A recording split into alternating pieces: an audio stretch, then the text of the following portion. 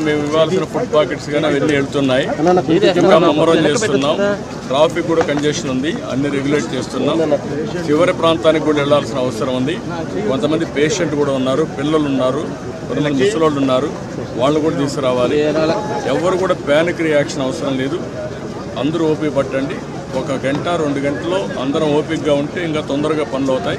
అన్నీ చేస్తానని అప్పీల్ చేస్తున్నా. ఇక్కడే ఉంటా, కంట్రోల్ రూమ్ని యాక్టివేట్ చేస్తున్నా.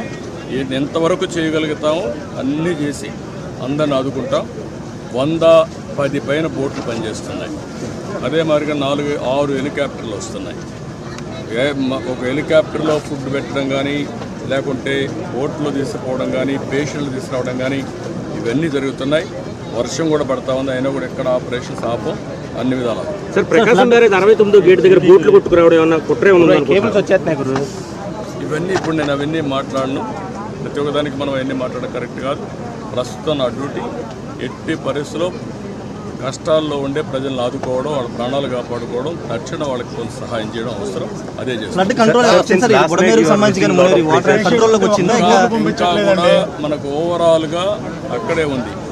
11,40,000 ఆఫ్ వాటర్ వస్తుంది. ఇది ఎప్పుడు రానంత